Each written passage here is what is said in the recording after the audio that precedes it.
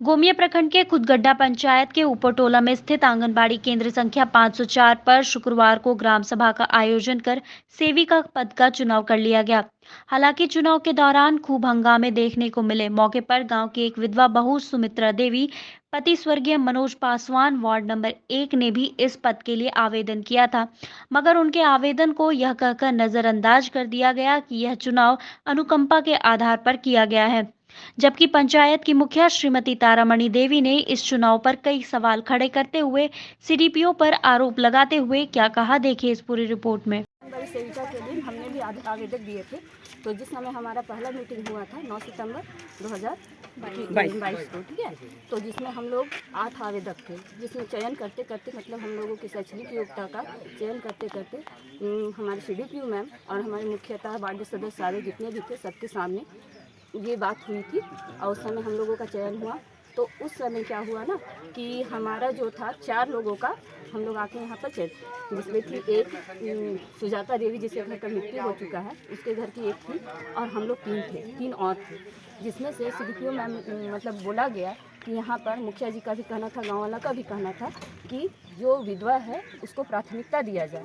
तो हम लोगों का जो शैक्षणिक योग्यता में थे, तो हम लोग बोले कि ठीक है, अगर ग्राम सभा चाहते हैं या हमारी मुखिया चाहती हैं कि क्या कहते हैं विधवा को प्राथमिकता दिया जाए, तो हम लोग एक्सेप्टेड थे, ठीक है।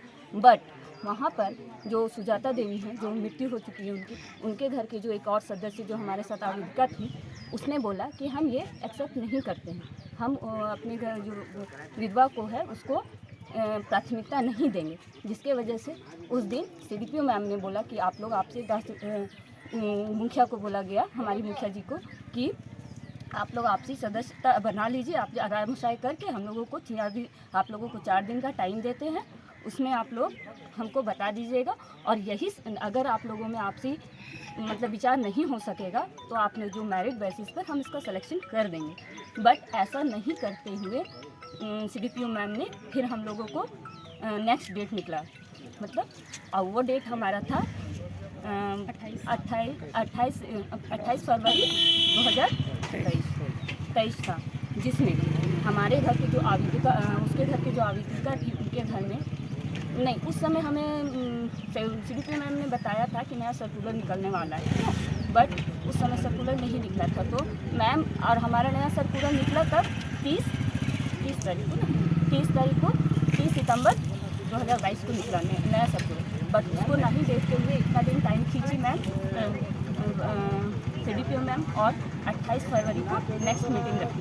बट नेक्स्ट मीटिंग में भी मैम का कहना था कि नया सर्कुलर में लिखा गया है कि जो घर में जो उसके घर का जिसके घर में मृत्यु हुआ है उसके घर का अगर वो पूर्ण अहाता करती हैं तो हम उसकी सदस्यता का और अनुकूल, क्योंकि विधवा का ही है ये शुरू में निकला, लेकिन सीडीपीओ मैडम नहीं होने दे रही है यहाँ पे, और मेरा घर का परिवार भी नहीं होने दे रहा है। ये लोग हमको मेंटली टॉर्चर भी कर रहा है, घर से बोले तुमको नहीं खड़ा होना है, पूरा ये लोग हमको परेशान कर रहा है, बोल रहा है कि तुमको जगह जमीन कुछ भी नहीं देंगे, हटा देंगे, गाँव से हटा देंगे, हर जगह से हमको लोग टॉर्चर कर रहा है, लेकिन हम फिर भी चुप है।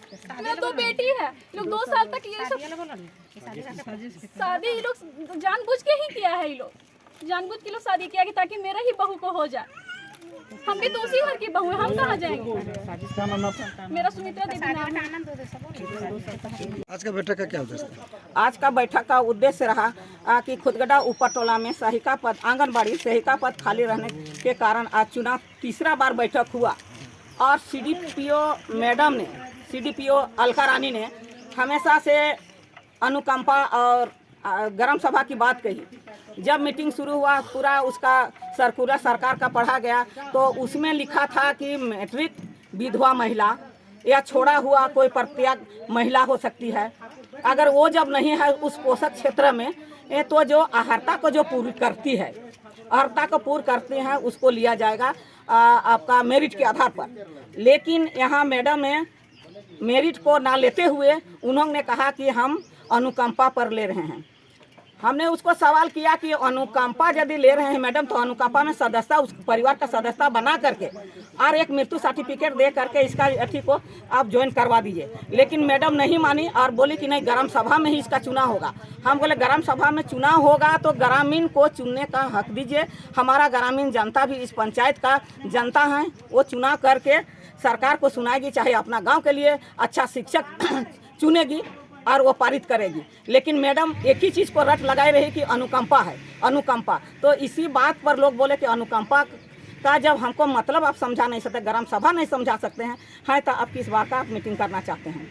यदि ग्राम सभा है ग्रामीण चुनेगा और अनुकंपा है तो अनुकंपा में आप अपना अथी करके आप भेज सकते हैं। और उसके बाद मैडम ये भी बोली कि इस ग्राम पंचायत का अध्यक्षता हम करेंगे, इस आंगनबाड़ी का मेरा से सरकार हमको अध्यक्षता करने के लिए भेजा है।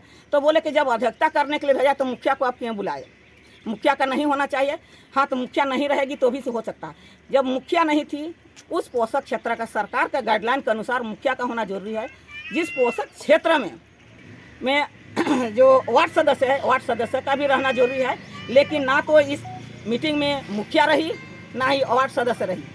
ये आकाश लाल जी जिला परिषद हैं, उनका उपस्थिति या तो उसका अध्यक्षता में की, चाहे उस सदस्यता के आधार पर सबों को वो उन्होंने 6 लोगों में से 4 लोग उसमें सिग्नेचर करके इसको पारित कर दिया। और इन लोगों को CDPO मैडम बोली तो घर घर से जा करके, जब इसका हरता सिग्नेचर नहीं पूरा हुआ, घर घर जा करके लोगों को बुला करके ये सिग्नेचर की।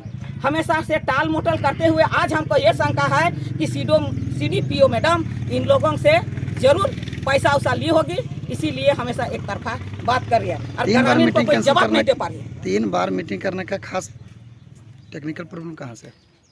ग्राम सभा और आम सभा और अनुकंपा, इसी